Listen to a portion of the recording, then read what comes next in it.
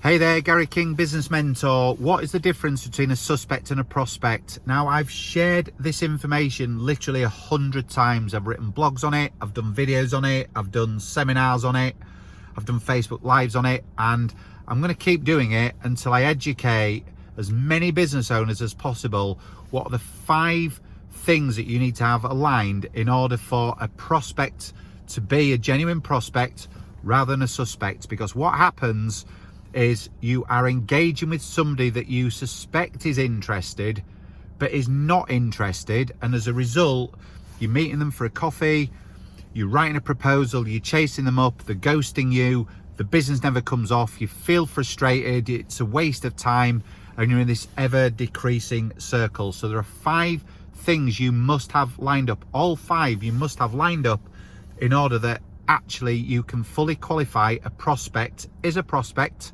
and there's a strong likelihood they're going to buy. Now, these are in no particular order. The first one, you have to be talking to the decision maker. You need to understand who the decision maker is and you need to be talking to them. So if it's husband and wife team and you're just chatting to one and they need to go home and chat to the other to get a decision, you're not chatting to the decision maker. Get them both in a room. If you're chatting to somebody that can influence a decision, that's fine, but if they don't hold the purse strings, then you've got a problem. So chat to the decision maker.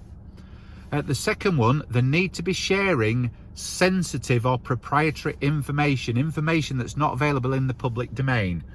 So what budget do you have available for this? Oh, I can't tell you. That's not a prospect. That's somebody that's fobbing you off. It's a tire kicker. What budget do you have available? £20,000 we spent last year on this. That is a prospect. They're sharing proprietary information. You know, how many members of staff did you lose last year that you need to replace? You know, what's your staff turnover? What's your profitability? What's your profitability target? So you've got to understand some sensitive proprietary information that they're sharing with you. That's the second one. The third one, they've got to be sharing a time scale. I want to get this done by the end of the financial year. I want to get this done by the end of the quarter.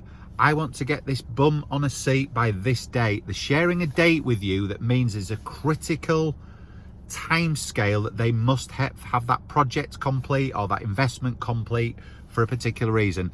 If they're saying, do you know what, it's something we kind of might be looking at next year, then that's not a prospect, it's a suspect. It's somebody that you suspect might be interested. So talking to a decision maker, sharing proprietary information and sharing a time scale. The second one, the fourth one, is they need to be sharing a problem or a pain with you. They need to be telling you about something that's really hurting them in their business. You know, profit was down 20% last year and the impact is I didn't pay myself, or I didn't go on holiday, or I've lost a key client and the impact of that is my reputation's damaged and I need to repair that. Or I need a website that drives more traffic and converts more traffic, so I increase my sales and my profitability. So they've got to be sharing a pain or a problem with you that they want solving, that you can solve.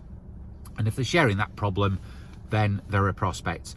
And fifth, but by no means the least, is they have to be sharing a budget with you. You know, we've got only £1,000 to spend on this. Well, you might be selling a £4,000 product. They've only got £1,000 to spend. So you need to be understanding what their budget is in order that you can supply a product or service to suit that budget. And I see far too many times people submit a proposal for something that's £4,000 and the client goes, well, I've only got a budget for £1,000, and the business doesn't come off.